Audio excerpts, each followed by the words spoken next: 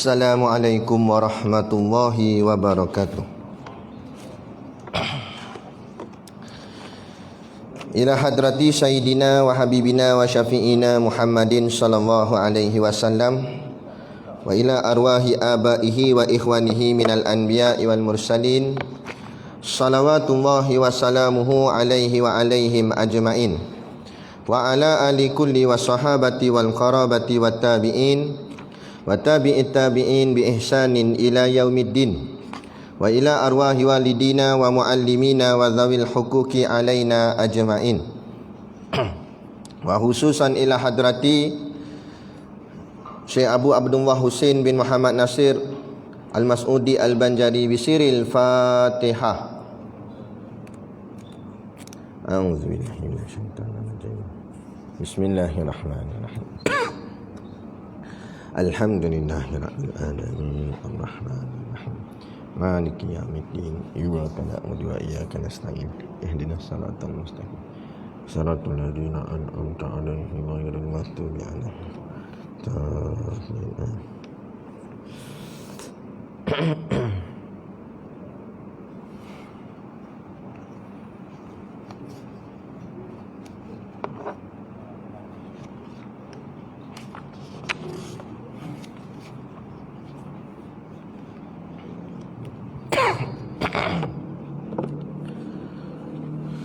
Bismillahirrahmanirrahim. Alhamdulillahi rabbil alamin wa bihi nasta'in ala umuri dunya waddin.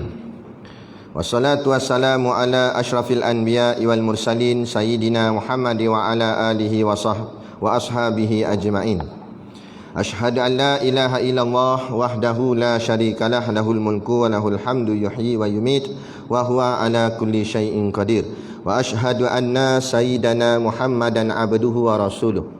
Allahumma salli wa sallim ala sayyidina Muhammad miftahu babi rahmatillah salatan wa salaman daimaini bidawamil mulkillah adada ma fi ilmillah. Subhanaka la ilma lana illa ma 'allamtana innaka antal alimul hakim. Rabbi shrah li sadri wa yassir li amri wahlul 'uqdatam min lisani yafqahu qawli. Wala haula wala quwwata illa billahil aliyil azim. Amma ba'. Alhamdulillah, kita sama-sama panjatkan syukur kehadраtillah Subhanahu wa taala yang dengan limpah dan kurnianya Allah izinkan kita berada di dalam rumah Allah. Yang belum niat iktikaf boleh niat iktikaf, dan kita dapat pula duduk di dalam majlis ilmu. Ingatkan PKP tak ada dah. Alhamdulillah masih lagi diizin oleh Allah SWT untuk kita boleh dapat duduk di dalam Raudatul Jannah, yakni taman-taman syurga Allah.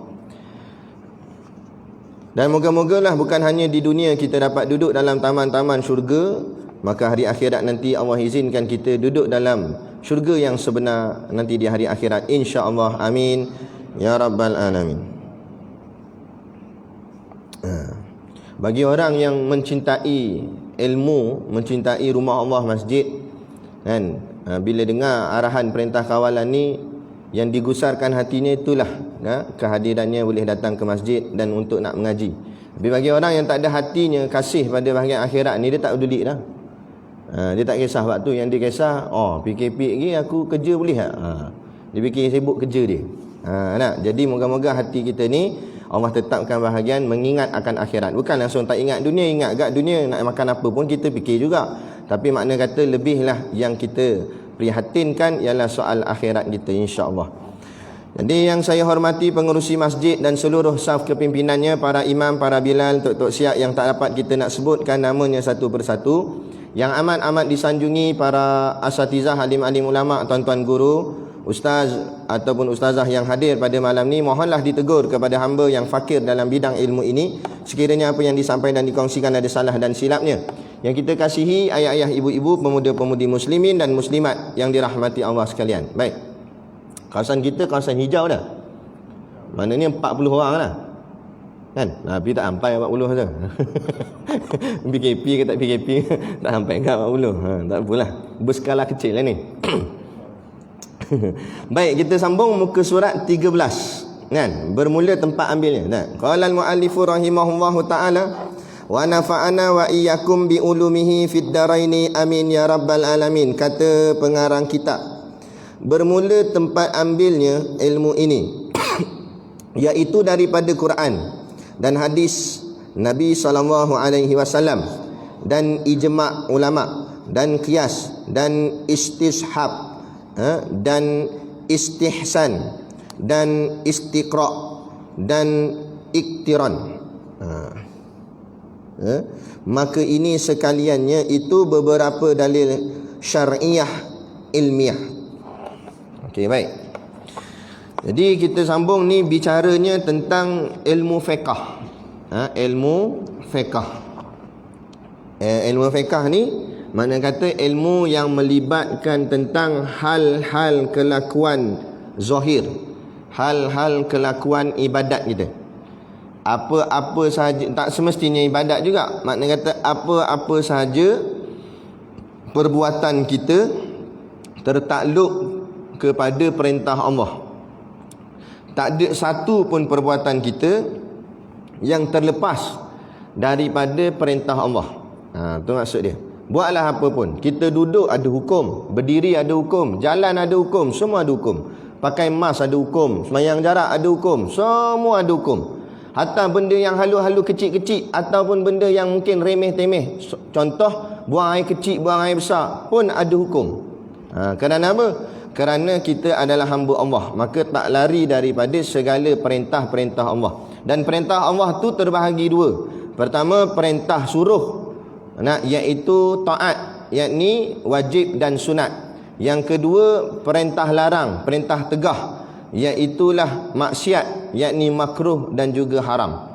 Adapun harus itu mubah, tak termasuk disuruh atau ditegah. Tetapi kalau ikut aliran tasawuf, nak buat yang mubah ni tadi, buat yang harus ni pada jalan meniatkan kerana Allah, maka dia tak jadi harus, jadi sunat.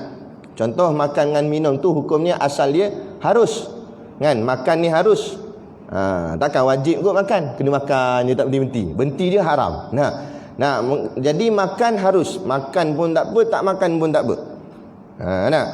Tapi walaupun begitu, ikut aliran sufi, aliran tasawuf, dia kata betul dah harus, tapi kita niatkan makan tu kerana Allah, maka dia tak masuk dalam harus.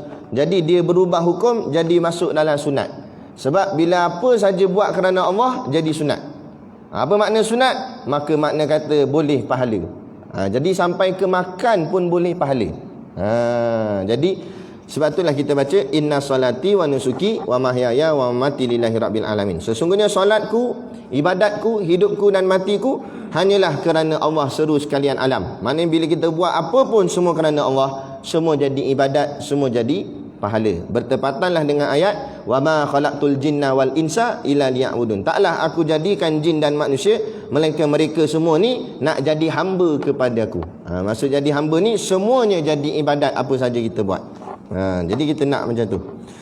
Kemudian ni ilmu fiqh ni dia bicara ilmu fiqh ni ambil mana? Dia tanya. Buat soalan gitulah persoalannya. Ambil mana ilmu fiqh ni? Maka dia pun buat satu tajuk yang tertulis bermula tempat ambilnya ilmu ini. Ilmu ini ni maknanya ilmu fiqh. Mana ambil ilmu fiqh ni? Maksud macam tu dia. Iaitu dia kata dia ada banyak semua sekali ada 8. Yang pertama daripada Quran. Ilmu fiqh ni cedokannya daripada ayat-ayat Quran. Apa-apa pun Quran lah paling tinggi sekali. Dalil nombor 1 Quran. Dalil yang tak boleh diubah, dalil yang tak boleh dipertikai. Apa saja yang Quran kata tak boleh pertikai. Contoh Quran kata aqimus solah, dirikanlah semayang. Dirikan semayang tu tak boleh dipertikai. Bubuhlah bahaya dahsyat macam mana pun, semayang tetap semayang. Semayang tetap semayang. Corona ke bapak corona ke tak kira lah. Macam mana teruk pun tak payah kata corona. Dalam perang, tengah tembak menembak pun wajib semayang. Sebab apa? Sebab dalil tu dalil Quran. Jadi bila dalil Quran tak boleh ubah. Adapun semayang jarak bukan dalil Quran. Semayang rapat saf ni, merapatkan saf bukan datang daripada dalil Quran.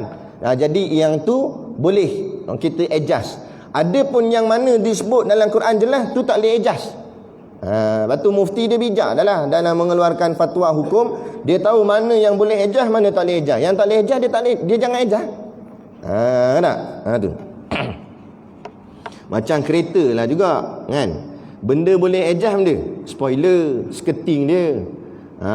Body part boleh adjust, kan?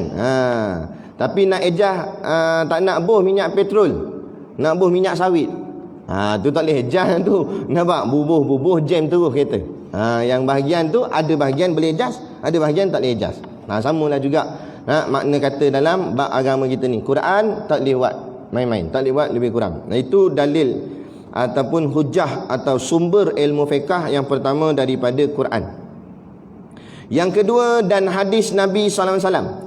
Darjat yang kedua selepas Quran, katalah cari-cari dalam Quran tak jumpa jawapan, maka kena rujuk pula daripada hadis. Tengok pula ada tak Nabi kata, ada tak perbuatan Nabi dan sebagainya. Yang tu yang bila ulama cari-cari jumpa hadis kata, Nabi kata, kalau sesebuah negeri itu ada sesuatu wabak yang boleh berbahaya, maka jangan kalian masuk ke dalam negeri itu. Maknanya suruh berjaga-jaga, dan larilah kalian seperti lari daripada singa. Jadi itu hadis. Jadi ada sandaran dia. Jadi rujukannya daripada hadis Nabi SAW. Dan hadis ni pula ikut kedudukan dia punya maratib hadis. Maratib maknanya martabat hadis. Yang paling tinggi hadis sahih. Hadis sahih ni nak tahu dia sahih tak sahih, tengok siapa riwayat. Kalau riwayatnya Imam Bukhari dan Imam Muslim, dua-dua sekali. Imam Bukhari pun riwayat, Imam Muslim pun riwayat, hadis tu terlampau sahih nama dia. Memang kompom sahih, sehingga diangkat martabatnya menjadi hadis muttafaqun alaih. Maksud muttafaqun alaih, hadis yang disepakat oleh dua orang ulama hadis paling besar, iaitu Imam Bukhari dan juga Imam Muslim. Kadang kita baca hadis, bawah tu ditulis hadis diriwayatkan daripada Imam Bukhari dan Muslim. Itu hadis sahih lah tu. Okay. Bawah sikit daripada tu, imam-imam hadis yang lain. Antaranya hadis riwayat Imam Tirmizi, hadis riwayat Imam Nasa'i, Imam Ibnu Majah, Imam Ahmad, Imam Malik dan sebagainya. Dia semua sekali mula-mula paling tinggi dua kitab, Sahih Bukhari dan Sahih Muslim. Kedua tertinggi pula dipanggil Sunan Sittah. Sunan Sittah maknanya 6 kitab hadis yang paling masyhur. Kemudian turun bawah sikit dipanggil Sunan Tis'ah. 9 kitab hadis paling masyhur. 9 kitab hadis ni lah jadi rujukan para alim ulama. Kemudian bawah daripada 9 ni, yang tu yang kadang-kadang ada yang meletakkan hadis tu tarafnya taraf dhaif. Dhaif ni maksudnya lemah. Bukan palsu tapi lemah. Contoh hadis riwayat Imam Ibnu Hibban, hadis riwayat Ibnu Khuzaimah, hadis riwayat siapa lagi? Yang nama lain-lain tu lah, yang nama yang kita jarang-jarang dengar, Imam Al-Baihaqi. Tu semua tu selalunya ditempatkan kedudukan dia, selalunya duduk dalam kategori dhaif. Tetapi hadis dhaif bukan maksud hadis palsu, jangan salah faham. Hadis palsu ialah hadis maudhu'. Maudhu' ni langsung tak ada sumber. Lebih bahaya kita share kat dalam WhatsApp, Facebook, hadis yang dalam bertulisan Melayu. Tak ada matan Arabnya. Ambil mana tak tahu. Itu panggil hadis Melayu nama dia. Riwayat Al-Melayui nama dia. Tak ada mana ambil tak tahu, dia mereka-reka. Yang ni baru. Nabi kata falyatabawwa maq'adahu minan nar. Siapa yang berdusta atas namaku, maka tempat tempat duduknya dalam neraka. Dia kata Nabi kata, sedang Nabi tak kata. Dia dah siap dah tulis nama dia dalam ahli neraka dah. Jadi jangan. Jadi nak share hati-hati. Tengok dulu kategori ni, nak kategori yang boleh di-share ke tidak, maknanya sahih ke tidak. Jangan pakat dengar hal agama je nak terus share. Sabar dulu. Ingat benda yang baik pasti ada orang ciplak. Benda macam tu. Dalam bab dunia macam tu tak? Nak jenama Adidas, ada orang ciplak buat klon, cetak rompaknya. Nike, ada orang ciplak, kan? Tapi kalau jenama bodoh-bodoh, jenama pasar malam, jenama boy, ada orang ciplak? Ada. Jenama Doraemon, ada orang ciplak yang tu. Sebab tu jenama bodoh lah. Jenama biasa-biasa je. Tapi kalau jenis tok-tok ni, memang akan ada orang tipu. Begitu jugalah Islam ni hebat. Bila Islam hebat, pasti ada orang yang menyimpang. Mesti ada orang buat klon, tipu sana tipu sini. Jadi itu yang berlaku, ada Islam yang sesat, ajaran sesat. Sebab tu berhati-hati. Benda mahal macam itulah. Baik, itu kedudukan hadis. Senang ceritanya, kalau ragu-ragu, tanya dulu, fasalu ahla dzikri in kuntum la ta'lamun. Tanyalah orang yang tahu apabila kamu tidak tahu. Siapa yang tahu bahagian hadis ni? Asatizah lah, alim-alim ulama, tok-tok guru, tanya mereka. Tanya, betul ke hadis ni Ustaz? Boleh ke share? Tak apalah. Ustaz kata tak boleh, ni palsu. Tak payah share. Kan? Kalau kata hadis ni dia dhaif je, kan? Makna tak apa, boleh. Dhaif boleh lagi. Cuma dhaif ni tak boleh buat jadi keluarkan fatwa, istinbat hukum tak boleh.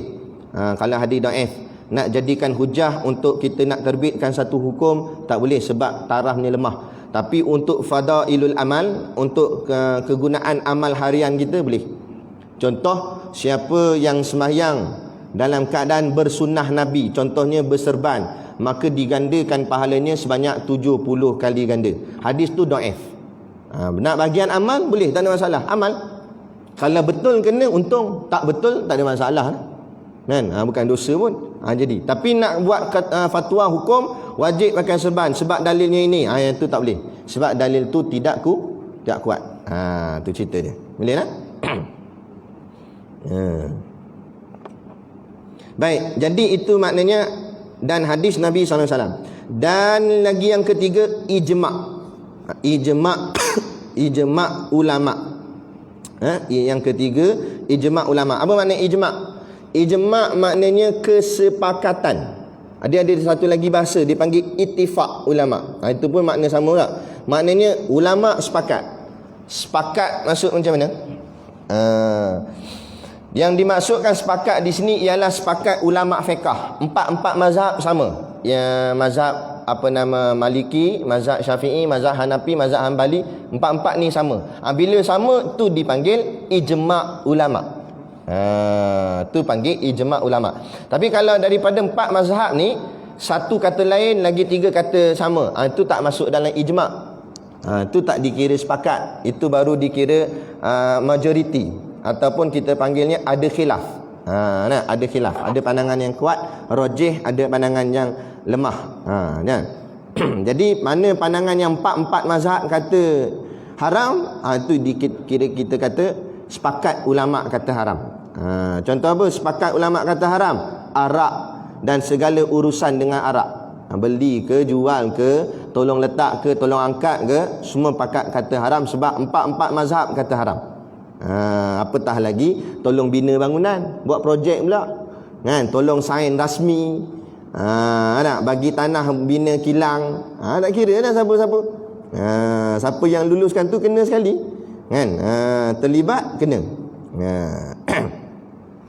Baik. Lagi itu jadi maknanya mana tadi? Dan hilang pula ni. Dan ijma' ulama selesai. Dan kias. Seterusnya kias. Kias ni maksudnya Quran dan hadis tu dia tak cakap dengan jelas ataupun dia buat satu contoh saja. Kemudian kita cari elat dia. Elat ni maknanya dia punya sebabnya sama. Bila sebabnya sama, dikias. Contoh macam mana nak cakap? Contoh ayat yang menyebut wala tulku bi aidikum ila tahlukah. Ayat tu kata jangan kamu masukkan diri kamu ke dalam lembah kehinaan, ataupun janganlah kamu campakkan diri kamu ke dalam kerosakan. Jangan jadikan diri kamu rosak. Tu ayat tu umum.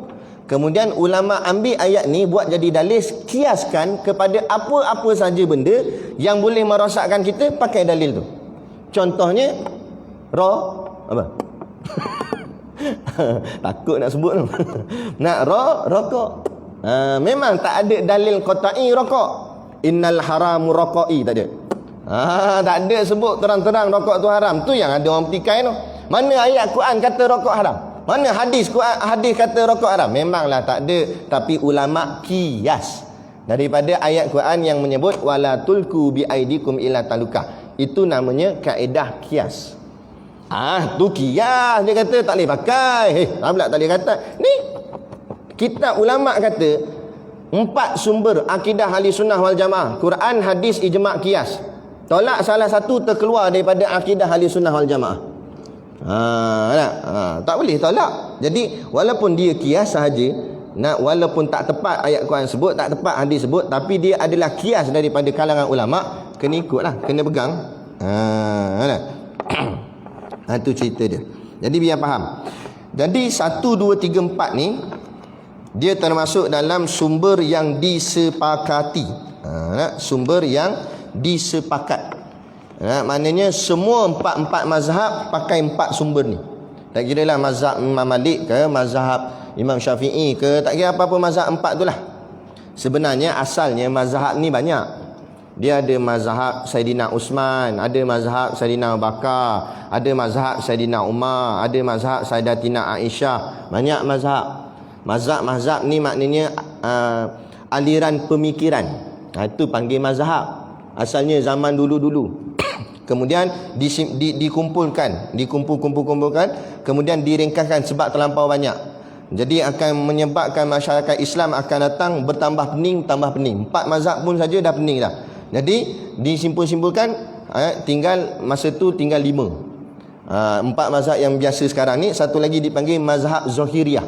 Dulu ada satu mazhab namanya mazhab Zahiriyah. Mazhab Zahiriyah inilah pecahan daripada Wahabi zaman hari ni. Dia mazhab Zahiriyah ni dia pakai hadis yang sahih je. Hadis yang tak sahih semua dia tak pakai. Jadi bila ulama berbincang balik seluruh dunia nak mengatakan tak boleh lah macam tu, sebab ada gak hadis yang mungkin tarafnya tak sampai sahih, tapi itu hadis. Jadi tak boleh nak tolak. Jadi akhirnya mazhab Zahiriyah ni dipinggirkan. Akhirnya hilang macam tu saja. Hilang, lupanya ditukar nama, bawa datang pula nama terbaru Wahabi. Sebenarnya pecahan dari situlah juga. Jadi yang kita ni ahli sunnah wal jamaah berpegang kepada 4 saja mazhab, iaitu mazhab Maliki, mazhab Syafi'i, mazhab Hambali, mazhab Hanafi. Kan? Tak faham boleh tanya abang Nafi kita. Jadi itu dia mazhab-mazhab tu. Dan kita sini Malaysia, Malaysia ikut mazhab Imam Syafi'i. Saya nak ikut lain boleh. Imam Syafi'i punya ilmu pun hang tak lepas lagi, nak ubah-ubah lain, tak payahlah. Kita ikut Imam Syafi'i sudah. Pelajaran Imam Syafi'i saja berjilid-jilid. Dalam mazhab kita ni, mazhab Imam Syafi'i ni, dia pecah pula banyak kaul. Kaul ni maknanya pendapat-pendapat. Ada pendapat Syekh Ibn Hajar, ada pendapat Imam Romli, ada pendapat Imam Nawawi. Kadang-kadang pendapat bersama-sama imam ni, mereka ni semua anak murid Imam Syafi'i. Kadang-kadang sama-sama dia pun tak sama keputusan. Maknanya dalam mazhab kita Syafi'i pun dalam tu sendiri ada khilaf di kalangan ulama-ulama yang ada dalam mazhab Syafi'i. Tapi jangan kita pandang khilaf ni menjadi pintu untuk kita bertelagah, bukan. Tujuan berkhilaf ialah untuk mendatangkan rahmat, supaya memudahkan urusan. Jadi taklah terjerat sangat, taklah sempit sangat. Contohnya, contoh kalau pegangan tu satu saja muktamad, semua wajib pakai mask yang warna biru, dan warna lain tak boleh.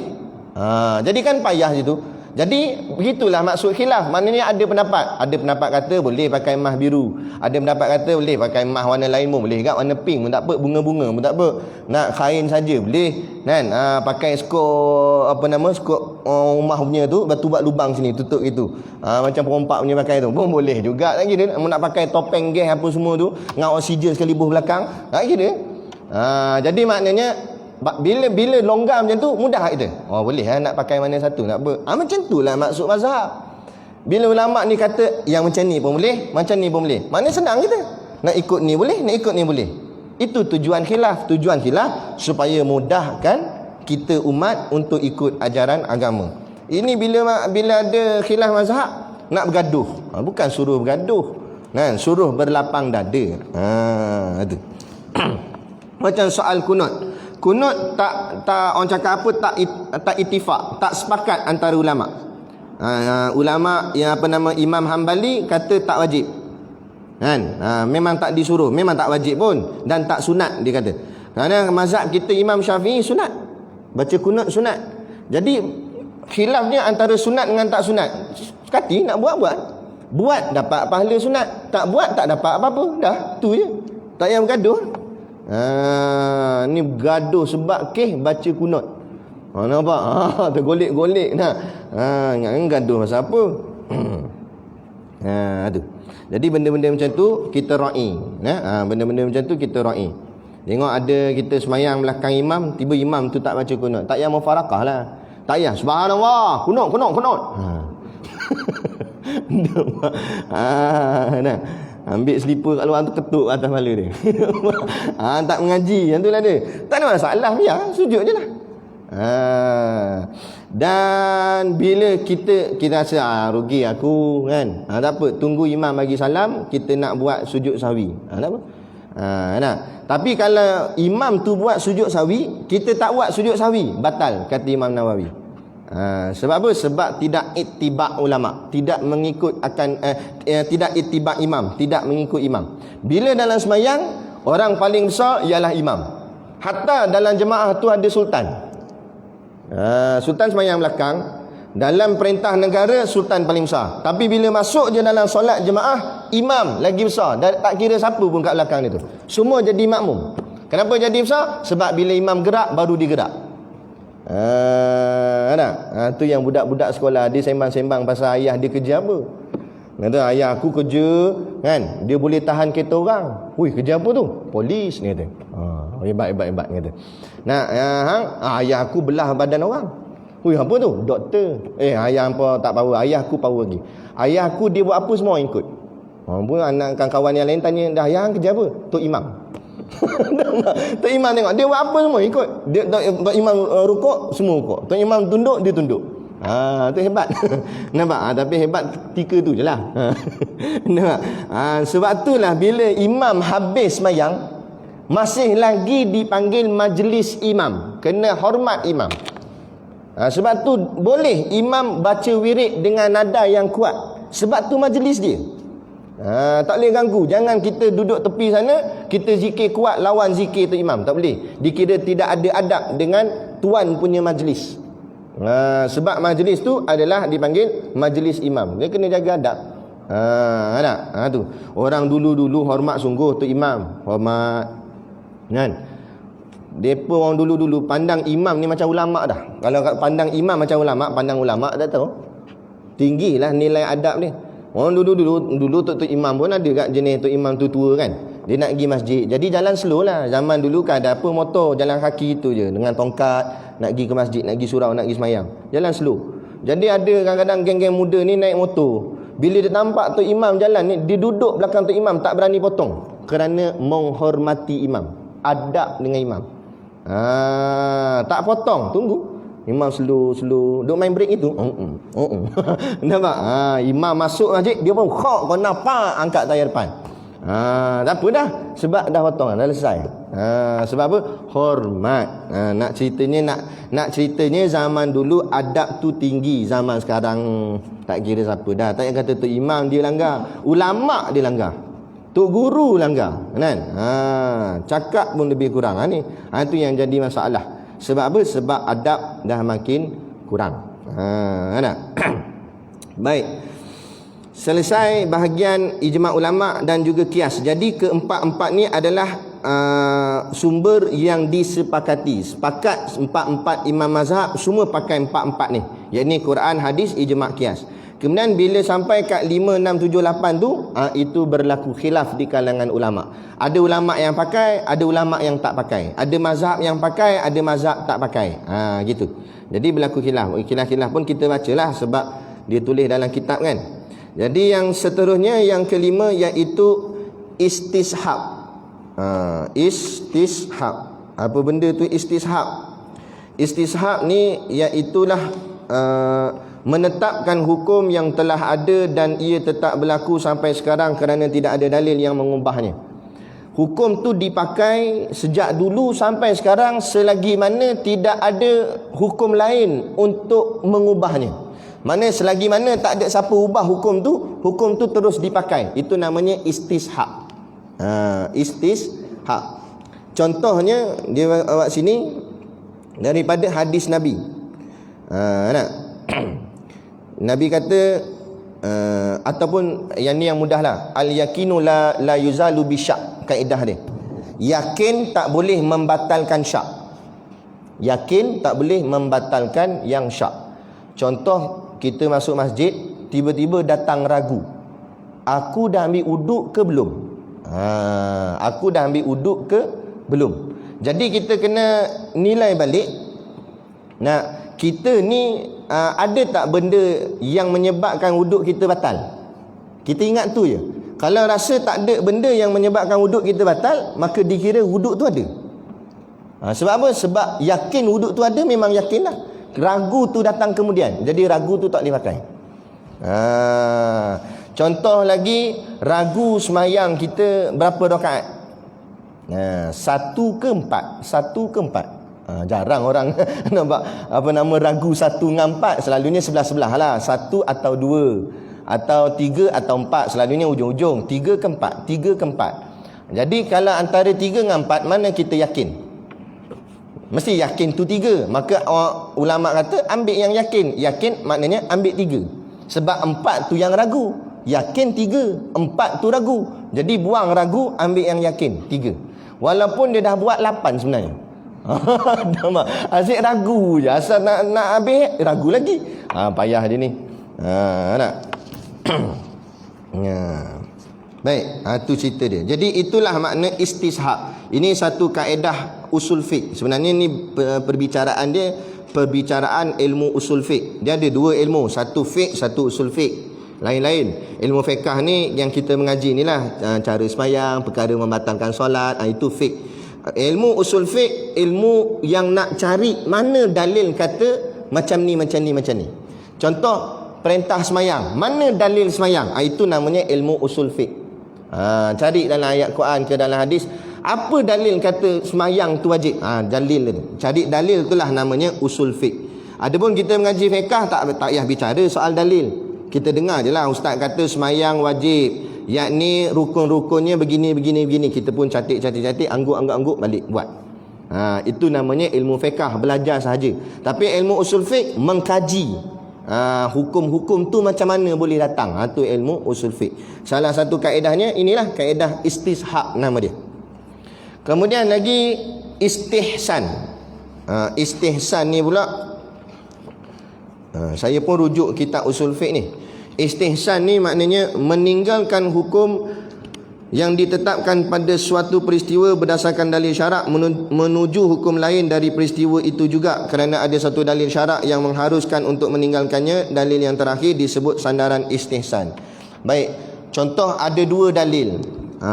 Jadi kita pilih dalil mana yang lebih sesuai untuk digunakan pada keadaan tu. Bila bertembung 2 dalil, kita akan ambil dalil yang lebih sesuai nak digunakan pada zaman tu, pada ketika tu, pada keadaan tu. Itu dipanggil istihsan nama dia. Ambil yang paling terbaik, contoh. Maksud dia begitu.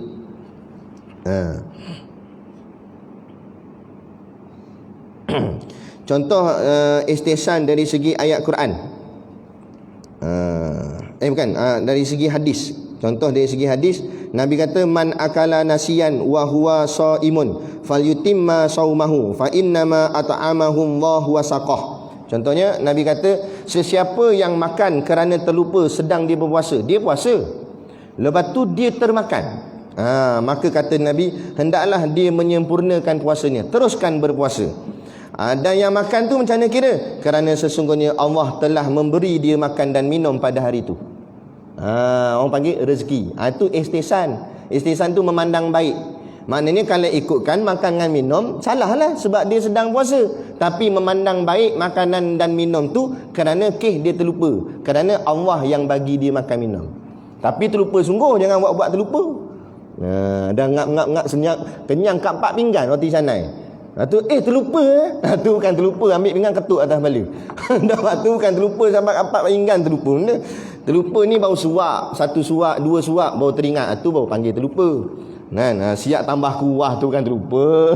Nampak melampau. Siap order buat balik lagi. Tu bukan terlupa. Apa terlupa sampai buat balik bungkus. Tu maksudnya istihsan.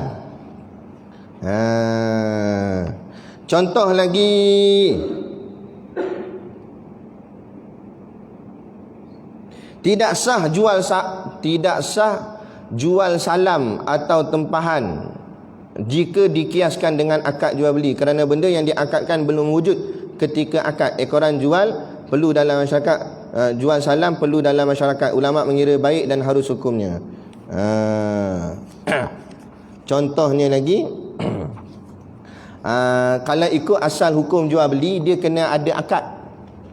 Mesti akad tu mestinya berhadapan. Kita kena sebut saya beli, peniaga pula kata saya jual. Baru sah jual beli, berpindah milik. Barang yang asal milik penjual bertukar milik jadi milik pembeli. Duit yang asal milik pembeli bertukar milik jadi milik penjual.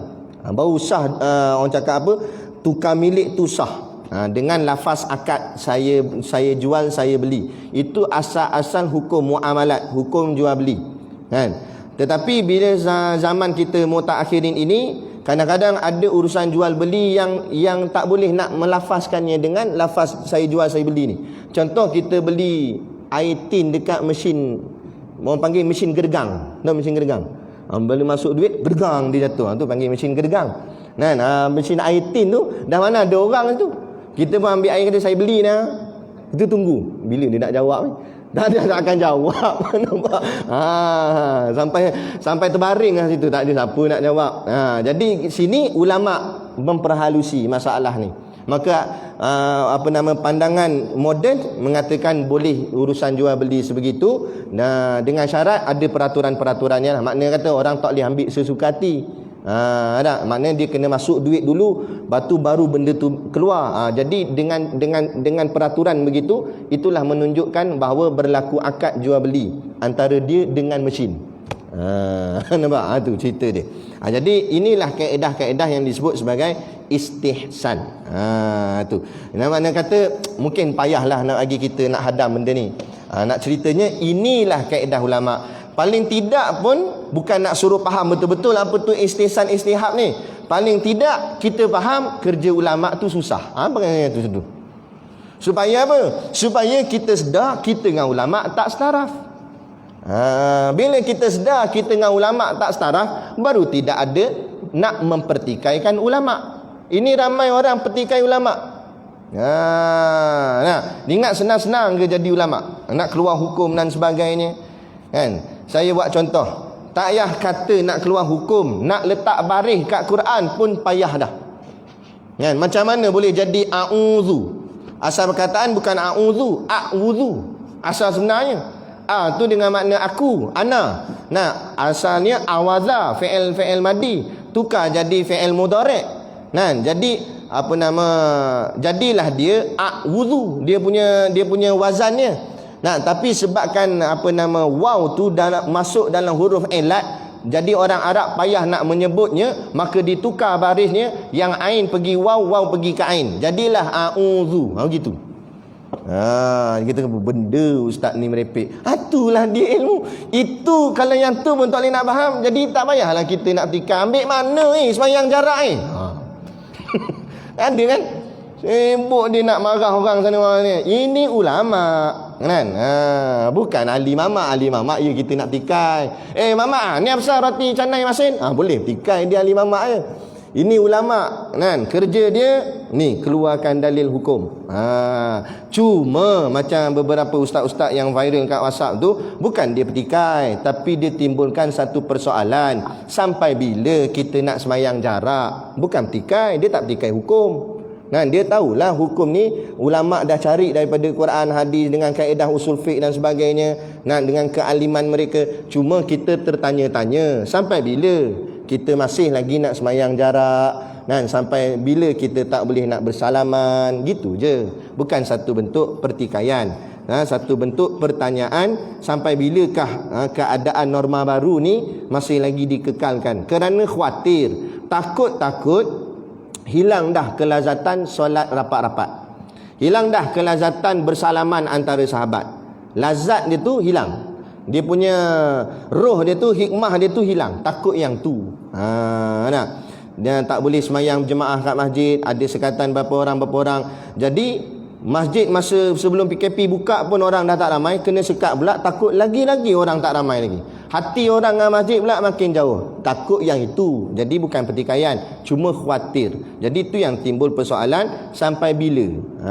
Kita nakkan satu tempoh supaya boleh nak orang cakap apa? Diperbaiki semula keadaan ni. Sebab orang Islam kita ni akhir zaman ni makin lama makin jauh dengan Islam. Dan keadaan pula menyebabkan kita jadi makin jauh. Takut lagi jauh lagi dengan Islam. Itu jadi masalah. Mujuh ilmu, majlis ilmu tak, orang cakap apa, tak disekat. Kalau tak pun masalah juga. Kesedaran ilmu, beribadat ramai, beramal tapi ilmu tak ada. Akhirnya beribadatnya salah. Berapa ramai kan, kadang-kadang semayangnya tak kena cara, kaedahnya tak kena, sujud kaki tak congek tak berlipat jari kaki dalam sujud, mana boleh. Baca dalam kitab fiqh tak boleh, tak sah sujud kan. Macam mana dikira semayang duduk atas kursi, macam mana nak buat gini-gini, tu semua kena ada ilmu. Supaya apa ibadat kita buat jadi betul. Bila betul boleh pahala, bila boleh pahala baru layak masuk syurga. Takut buat penat, balik kampung akhirat apa pun tak ada, pahala tak ada, dan nak masuk syurga macam mana? Sebab tu matlamat kita, kan. Jadi rugilah. Beramal dah tapi tak boleh apa-apa. Baik. Jadi itu istishab dan istihsan. Dan yang ketujuh dan yang ke-8 istiqra'. Istiqra' yang ketujuh, istiqra' ni maknanya ulama buat kajian, banyak-banyak kajian, dipanggil apa? Kumulatif. Benda tu. Dikaji daripada keseluruhan kajian tu ditimbulkan satu kesimpulan. Contohnya dalam mazhab kita Imam Syafi'i disebut maksimum bilangan hari darah nifas keluar ialah 60 hari. Mana Imam Syafi'i tahu? Imam Syafi'i dia buat kajian. Dia tanya habis perempuan-perempuan yang melahirkan anak ni, selalunya keluar darah ni berapa lama? Tanya. Akhirnya dia jumpa satu kesimpulan daripada hasil istiqra' dia, hasil kajian dia, menunjukkan bahawa, kemudian dia meletakkan bahawa 60 paling maksimum. Tapi kebiasaan 40 hari. Yang tu, maka yang itulah jadi hukum. Sama juga dengan jarak 2 marhalah musafir. Ada banyak pandangan, ada yang kata 80 km, ada kata 81, ada kata 89, ada kata 90, ada kata 92. Jadi banyak. Kenapa berbeza-beza? Kerana zaman tu bukan ada pita mengukur. Jadi dia ambil hadis Nabi, sampai kat satu kawasan, tiba-tiba Nabi semayang qasar kat situ. Nabi semayang qasar. Nabi ajar pada sahabat semayang qasar. Maka ulama pun kira tempat Nabi semayang qasar tu dengan tempat Nabi mula bergerak daripada rumah. Kira-kira jarak tu yang dapat maknanya 2 marhalah. Kemudian nak terjemah 2 marhalah ni dalam bahasa kita sekarang pula, macam-macam pandangan. Ada yang kata 2 marhalah tu maksudnya 89 km, ada yang kata 90. Yang tu yang maksudnya berlaku khilaf. Jadi tak ada masalah. Macam semayang Jumaat, bilangan semayang Jumaat, kita belajar kat kitab fiqh kata mesti 40 orang. Sebenarnya bilangan semayang Jumaat ni ada 18 kaul, ada 18 pandangan yang berbeza-beza. Ada yang kata 2, ada yang kata 3, ada kata 4, ada kata 6, ada kata 12. Jadi tak sepakat sebenarnya. Memang tidak ada dalil yang tepat mengatakan sembahyang Jumaat mesti 40. Dan mazhab kita Syafi'i pakai 40 sebab ada satu hadis. Hadis tu ada seorang sahabat A, dia puji sahabat yang namanya yang seorang lagi, yang kedua, sahabat B. Bila dengar azan sembahyang Jumaat je, sahabat ni akan puji sahabat tu. Dia kata bagusnya dia. Jadi orang lain pun tertanya-tanya, awak suka puji dia bila dengar azan Jumaat? Dia kata kerana aku teringat dialah orang yang mula-mula kumpulkan kami semua untuk buat solat Jumaat. Solat Jumaat yang pertama dalam sejarah Islam. Dia inilah yang tolong kumpulkan. Nabi suruh dia panggil orang ramai semayang. Kemudian sahabat ni tanya, waktu tu berapa orang yang semayang Jumaat? Maka sahabat yang jawab ni, dia kata bilangan kami waktu tu 40 orang. Daripada hadis ni lah Imam Syafi'i ambil hadis ni buat jadi hujah, pakai semayang Jumaat 40 orang. Tapi tidak sepakat. Sebab tu bila sampai ke masalah PKP ni ada pandangan yang kata semayang 6 orang saja. Jadi jangan petikai semayang Jumaat apa 6 orang dia kata. Sebab bukan ulama. Tu cerita dia.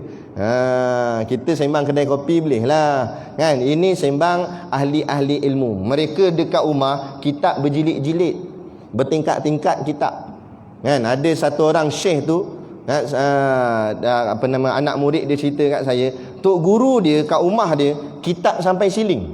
Nak ambil kitab yang ke atas tu kena pakai tangga ambil. Kita menapa sampai siling? Paip-paip apa semua kayu nampak kita kumpul. Bukan kumpul kitab, kumpul barang dalam rumah, periuk-periuk, buat almari tu. Lepas tu nak cerita buat ilmiah bukan tempat dia lah. Boleh lah kita nak tanya soalan boleh, tapi mempertikai cek dulu siapa kita. Silap-silap kitab yang asas-asas kat rumah pun tak ada. Tak benda kitab Sahih Bukhari, kitab hadis, kurang-kurang satu rumah mesti kena ada satu. Tapi yang tu pun tak ada. Dah macam mana? Sebab apa kena ada satu saya kata? Sebab kita kata kita cinta Nabi, kita sayang Nabi. Tanda kita cinta mesti kita simpan perkataan Nabi di rumah kita. Tapi kata cinta, tapi kita simpan bukan perkataan Nabi, perkataan YB. Nampak? Surat khabar berpuluh-puluh tingkat-tingkat surat khabar. Jadi begitu. Tu maksud dia. Jadi nak ceritanya bila kita faham malam ni macam ni rupanya ilmu hukum. Baru tahu. Jadi bila kita tahu lapang dada lah. Jangan cepat nak mempertikai sana mempertikai sini. Tapi kalau ulama sama ulama petikai layak dah sebab sama-sama alim. Kita bukan ulama kan. Pemain bola dengan pemain bola sama-sama petikai, tak apalah, dia gerecek pun pandai kan. Tengok orang tu main game kat dalam TV, yang tengok tu pun bekas pemain bola, dia pun kata apa patut tanduk depan tu, kata boleh lah sebab dia pun bekas pemain bola, dia pun terror kak. Kita tak semena-mena duduk sebelah tu, patutnya sepak daripada belakang tiang gol tu. Nampak cerita pun tak betul dah. Hang tak erti nak dapat bola pun bukan sepak bola, nak sepak kaki orang. Jadi maksudnya begitu. Alim sama alim tak apalah sebab dia bicara ilmu dengan ilmu, kita jauh. Jadi kita merendahkan diri sudahlah gitu. Kita ikut sudah. Kemudian yang terakhir iktiran. Iktiran ni maksudnya dalilnya tu nampak seolah-olah dua-dua tu sama. Tapi macam anda sebut tadilah, tak semua ulama ambil ini sebagai sumber hukum. Contohnya pada suratul Baqarah ayat 196. Allah sebut wa atimmul hajja wal umrata lillah. Dan sempurnakanlah ibadat haji dan umrah kamu kerana Allah. Ayat ni kata. Jadi ayat ni berapitan haji dan umrah. Maka kata setengah pandangan yang mengambil dalil berdasarkan iktiran, dia kata hukum haji dengan umrah sama. Ada yang ulama kata begitu. Dia kata sebab itulah ada pandangan yang kata kalau tak dan buat haji tapi kita dan buat umrah dikira macam buat haji. Tu maknanya pahala tu insya-Allah dapat sebab berdasarkan ayat ni. Tapi ada juga pandangan ulama yang menolak dalil iktiran ni.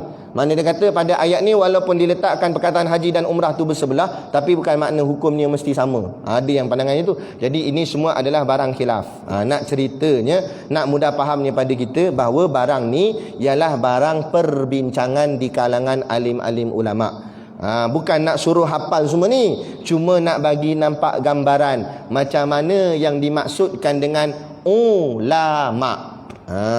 Jadi bila kita kenal, oh inilah ulama, baru kita sedar kita bukan ulama, maka kita ikut saja ulama. Gaya ulama kita boleh tiru. Ulama berjubah, kita pun berjubah. Ulama berserban, kita pun berserban. Ulama berjanggut, kita pun berjanggut. Ulama poligami, kita pun poligami. Tapi ulama punya ilmu, kita tak sama ilmunya dengan ulama. Tiru bahagian pakaian boleh, tiru gaya semua boleh, tapi tiru ilmunya tak boleh kan. Dan ulama mengaji bukan kuliah bulanan macam kita. Kadang-kadang ada, kadang-kadang tiada. Ulama mengaji khusus. Di pondok dia, di madrasah dia ke dan sebagainya, talaki lutut bertemu lutut dengan tok guru dia, daripada kulit sampai kulit khatam kitab, setiap perkataan semuanya dicatat elok dan sebagainya, barulah layak. Itu pun mengaji bukan 2, 3, 4 tahun, tak cukup. kurang-kurang 30 tahun, 20-30 tahun. Kan? Orang apa nama, Tok Syekh lah bagi tahu kat saya. Dia kata kalau mengaji pondok baru 10 tahun baru budak-budak, dia kata. 10 tahun tu lama tu. Berapa banyak kita khatam kalau 10 tahun? Lama tu. Walaupun lama 10 tahun, dia kata baru budak baru dipanggil budak pondok. Tak panggil ustaz lagi. Ustaz pun tak layak lagi. Baru budak pondok. Kalau ikutkan saya pun tak layak lagi. Saya pun bau nak masuk 8 tahun. Kan? Jadi maknanya jauh lagi. Yang boleh ni diiktiraf orang yang alim 40 tahun. Lebih kurang. Nak jadi ulama lagi besar, tok guru, nak mursyid dan sebagainya, murabbi sebagainya, atas lagi daripada 40 tahun lah. Lagi lama dia menuntut, lagi tinggilah ilmunya sekiranya betul-betul lah dia mengaji. Zaman hari ni kata duduk pondok tapi tidak memondok. Dia duduk je pondok. Pondok tu dia duduk. Tapi orang buat kuliah tak datang. Ada jenis perangai gini, tidur dalam pondok. Tanya gimana? Ngaji pondok. Bukan pondok, duduk pondok, bukan ngaji pondok. Ada jenis begitu. Jadi ni masalah ni. Baik. Jadi inilah dia tempat ambil ilmu fiqh. Inilah dia tempat macam mana satu-satu hukum tu dikeluarkan. Jadi kita dah jelas, kita dah faham, maka kita ikut sudahlah, kan? Kita ikut sudah sebab kita bukan bahagian dia. Macam tadilah kita sebut, kita nak sembang lebat bab lain tak ada masalah. Sembang bab sprocket, sembang bab exhaust, sembang bab bumbung, piling ke apa, itu tak apa. Itu bahagian kita. Sembang bab sawit ke apa ke, sembang bab getah ke, itu bahagian kita. Tapi bila bahagian Quran hadis ni, ijma' qiyas ni, serah kepada ahlinya. Jangan kita pandai-pandai mereka, takut-takut secara tak sedar kita sudah bercakap satu percakapan yang melanggari syarak. Takut-takut kalau langgar syarak tu tak ada apa-apa, tak apa. Tapi kalau langgar syarak tu menyebabkan terkeluar akidah, tanpa kita sedar, rupanya dah jadi kafir di sisi Allah. Mana kita nak tahu? Jadi berhati-hati dalam soal agama. Jangan cakap ikut suka. Dalam soal agama dia tak boleh cakap pakai hati, dia kena cakap pakai ilmu. Jadi gitu. Jadi cukup sekadar ni dulu pada malam ni. Dan kita akan sambung. Maka ini sekaliannya itu beberapa dalil syar'iyah amaliyah. Sambung kat situ nanti. Maka ini sekaliannya itu beberapa dalil syar'iyah amaliyah. Kemudian nanti dia akan cerita bermula faedahnya ilmu ini, faedah ilmu agama, ilmu fiqh. Berarti bermula faedahnya. Maka ini sekalian beberapa dalil syar'iyah tu kita dah bahas dah. Inilah dia dalil-dalil syarak, maksud dia. Dan amaliyah, amalah perbuatan. Kemudian bermula faedah ilmu. Maksud faedah ialah hasil. Apa hasil kita dapat kalau kita mengaji ilmu fiqh? Apa tujuan? Begitulah lebih kurang. Cukup.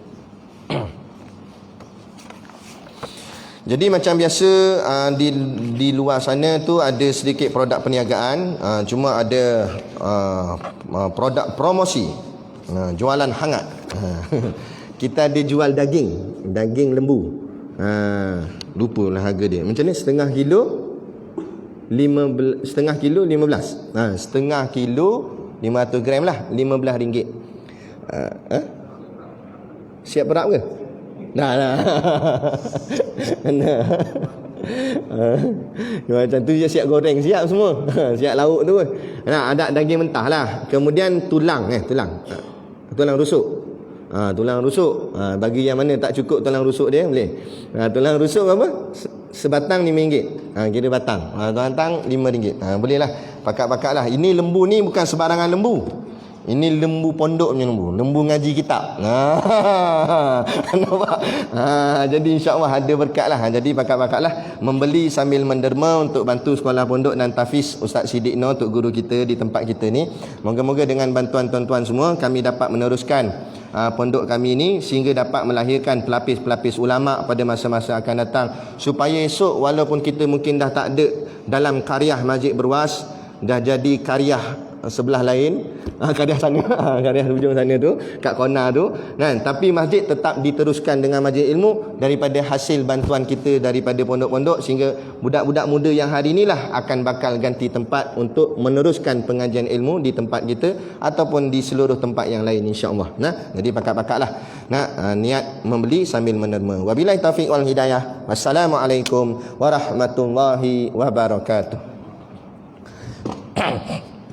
A'udzu billahi minasyaitonir rajim. Bismillahirrahmanirrahim. Alhamdulillahi rabbil alamin wassalatu wassalamu ala asyrafil anbiya'i wal mursalin sayyidina Muhammad wa ala alihi wa sahbihi ajmain. Allahumma taqabbal minna salatana wa du'aana innaka antas samiul alim wa tub alaina innaka antat tawwabur rahim. Allahumma ja'al dinana dinan nabi Muhammadin sallallahu alaihi wasallam wa islamana islamal muslimin wa imanana imanal mu'minin wa salatana salatal khashiin wa a'malana a'malas salihin wa niyyatana niyatal mukhlisin wa dhunubana ya Allah dhunubal mustaghfirin wa hayatana hayatal ulama wa mautana bi mautis syuhada wa adkhilnal jannata ma'al anbiya'i alaihi wassalatu wassalam. Rabbana atina fid dunya hasanah wa fil akhirati hasanah wa qina adzabannar wa qina adzabannar wa qina adzabannar. Wa sallallahu ala khairi khalqihi sayyidina Muhammad wa ala alihi wa sahbihi wasallam. Subhana rabbika rabbil izzati amma yasifun. Salamun alal mursalin walhamdulillahi rabbil alamin. Amin ya rabbal alamin. Taqabbalallahu minna wa minkum. Takbir.